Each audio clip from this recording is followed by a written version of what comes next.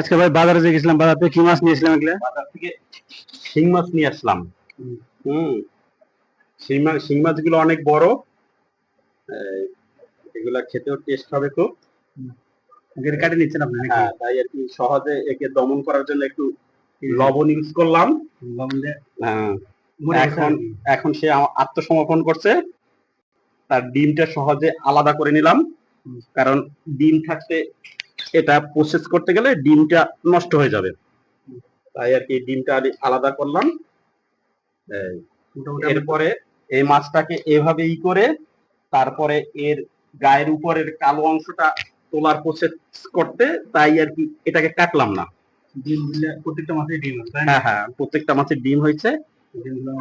বর্ষাকালে মাছগুলো ডিম হয়, সব মাছের সব মাছেরই এই সময় ডিম হয়।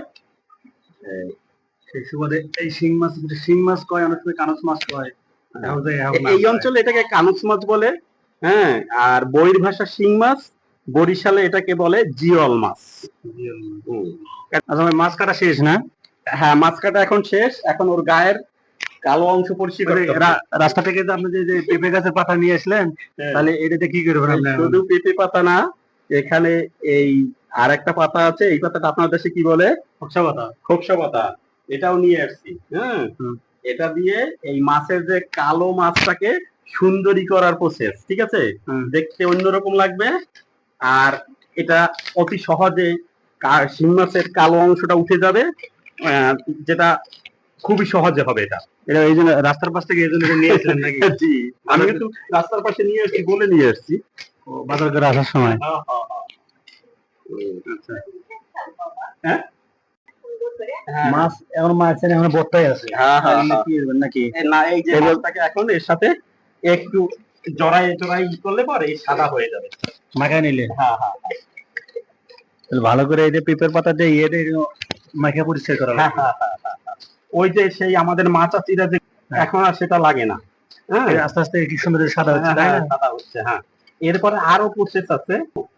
ভাই তাহলে আমাদের মাছগুলো পরিষ্কার হয়ে গেছে, তাই না? এই প্ল্যানিং দেখছেন কত সহজে মাছগুলো সাদা হয়ে গেছে, কালো দাগটা চলে গেছে না? হ্যাঁ হ্যাঁ হ্যাঁ,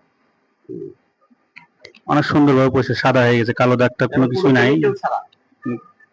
একেবারে প্রাকৃতিক নিয়মে, কোনো কেমিক্যাল ছাড়া একেবারে সুন্দরী হয়ে করে ফেলছে শিং মাছগুলোকে।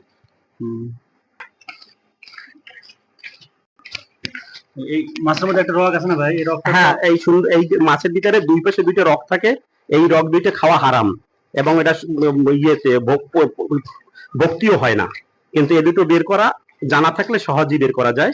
এই এখনই সে প্রচেষ্টা করব আমরা। এখন মাছের রগ বাই করবেন না ভাই? জি ভাই, হ্যাঁ, ওই রগটা এই এখানে থাকে। হ্যাঁ, এই এখানে দাঁড়ার মাঝখানে থাকে, এইখানে। এটাকে বলা হয় মেরুদণ্ডের রগ। হ্যাঁ, এটা এই যে হাতে নিলাম আমি, এই যে হাতে নিলাম, এটা হালকা হাতে টান দিতে হবে একটু, ওর ঘাট থেকে বের হয়ে আসবে, এই যে আসলো। আর এ পাশ থেকে এই এটা হারাম। দুই পাশে দুইটা থাকে? হ্যাঁ, দুই পাশে দুইটা রগ থাকে। এটা এইভাবে মানে হাতের ভিতরে টানতে হবে, কৌশলে টানতে হবে যাতে ছিঁড়ে না যায়। এই যে পুরোপুরি বের হয়ে যায়। হ্যাঁ, এই যে এতেও ভালো লাগে না, আর এটা খাওয়া উচিত। এইভাবে প্রত্যেকগুলো মাছেরই রগ বাই করে নেওয়া লাগবে, তাহলেই আর মাছের মধ্যে আর কোনো ইয়ে থাকবে না, মাছ খাইতেও সুস্বাদু হবে। অনেক সহজ বের করে, এটা জানা থাকলে অনেক সহজ। পজিশনটা দেখতে হবে যে এই রগটা কোন জায়গায় থাকে। শিং মাছের একটা দাগ থাকে, এই যে এরকম হালকা একটা দাগ আছে, এই যে দাগ আছে এর একটু উপরের পাশে থেকে এই যে দাগটা পড়ে গেছে, কোল দিয়ে হাড্ডি, শিং মাছের যে মূল হাড়, ওই হাড়ের সাথে এটা লাগানো, মূল কাটার সাথে আর কি। কাটার সাথে লাগানো, এই বুড়ো আঙ্গুলটা দিয়ে একটু চাপ সৃষ্টি করলে এই রগটা পাওয়া যায়। এরকম আমরা প্রত্যেকটা মাছের রগ বাই করে নিব, তারপরে পিস পিস করে নিব আর কি।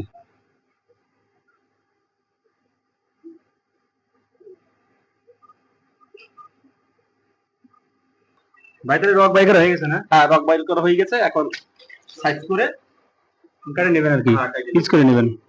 এর ফাঁকে আমি পেঁয়াজ গুলো একটু খোসারে নিয়েছি, ভাই সুন্দর করে মাছের পিস গুলো করে নিচ্ছে।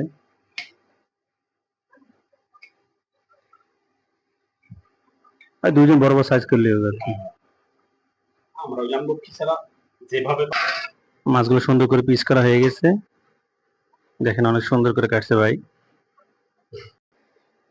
হাফ কেজির উপরে একটু মাছ, এখান থেকে আমরা প্রায় অনেকগুলো 250 গ্রামের মতো প্রায় মাছের ডিম পাইছি, শিং মাছের। আমি এখন এই মাছগুলো সুন্দর করে হালকা হলুদ দিয়ে এখন ভেজে নিব। এবার মাছগুলো একটু মেখে নিচ্ছি। মাছগুলো মাখানো হয়ে গেছে, এখন আমি ভেজে নিব। মাছগুলো ভাজার জন্য আমি চুলায় একটা কড়াই বসিয়ে দিয়েছি। কড়াইটা গরম হয়ে আসছে, আমি দিয়ে দিচ্ছি তেল।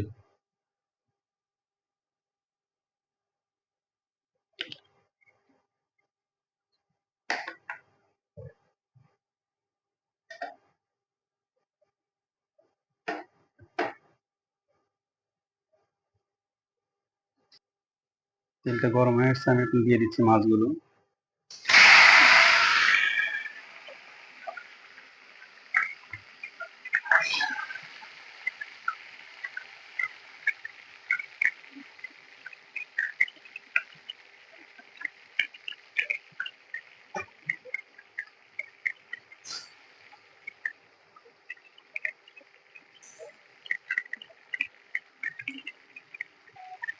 যেহেতু মাছগুলো আমি ভুনা করবো, এই জন্য বেশি কড়া করে ভাজবো না, হালকা করে ভেজে নিব। মোটামুটি ভাজা হয়ে যাচ্ছে, আর অল্প একটু ভাজি করে নিয়ে নিব। দেখেন বন্ধুরা, মাছগুলো আমার অনেক সুন্দর করে ভাজা হয়ে গেছে। আমি যে শিং মাছ মতো যে ডিমগুলো পেয়েছিলাম, সেই ডিমগুলো একটু হালকা ভেজে নিব। দিয়ে দিচ্ছি কড়াইয়ে।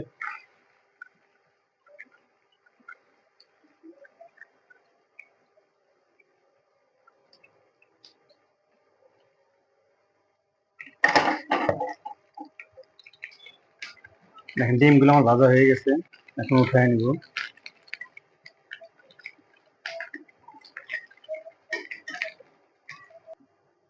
আমি মাছ ভাজা আর ডিম ভাজার তেলে এই তরকারি রান্না করে নিব। আমি এখন দিয়ে দিচ্ছি আস্ত কিছু জিরা। এখন দিয়ে দিব আগে থেকে কুচিয়ে রাখা বেশ কিছু পেঁয়াজ এবং কাঁচামরিচ দিয়ে দিলাম।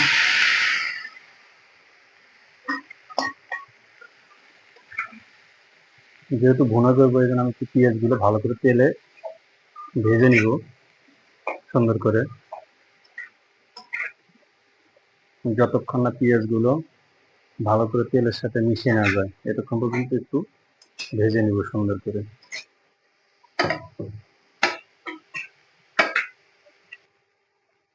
আজকে বাসার পাশে বিল্ডিং এর কাজ হচ্ছে, এই জন্য এক্সট্রা একটা মেশিনের শব্দ আসতেছে, ঘটঘট একটা শব্দ হচ্ছে বারবার। পেঁয়াজটা ভাজা হচ্ছে।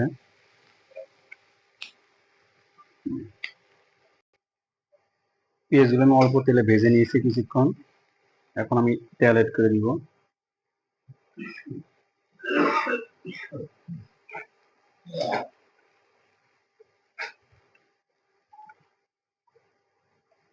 এখন আর কিছুক্ষণ তেলে পেঁয়াজগুলো ভেজে নিব সুন্দর করে।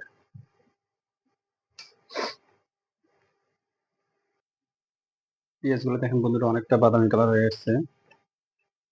আমি এখন এর সাথে গুঁড়ো মশলাগুলো পেস্ট তৈরি করে দিয়ে দিব।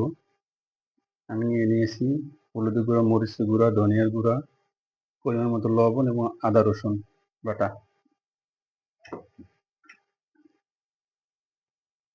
আমি দিয়ে দিচ্ছি মশলার পেস্টটা।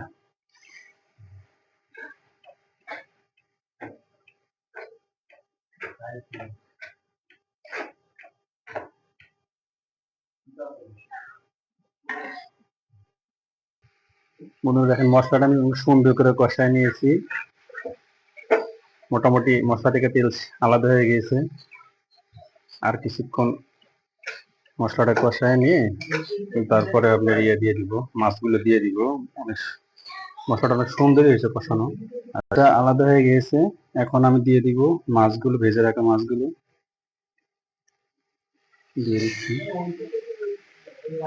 এখন পরিমাণ মতো একটু পানি দিয়ে দিব, যেহেতু মাছগুলো আমার ভাজা, আমার বেশি ইয়ে লাগবে না, দিয়ে দিব। দেখেন অনেকটা সুন্দর একটা পরিমাণ মতো ঝোল দেওয়া হয়ে গেছে। আমি এখন 10 মিনিটের জন্য ঢেকে দিব। এখন বন্ধুরা 10 মিনিট পরে চলে আসলাম। ঝোলটা অনেক কমে আসছে, অনেক সুন্দর একটা ঘ্রাণ চলে আসছে, অনেক সুন্দর একটা।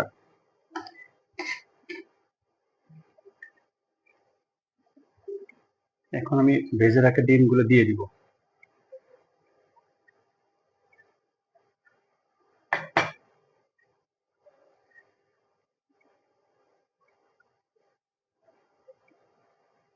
রান্নাটা আমার শেষ পর্যায়ের দিকে।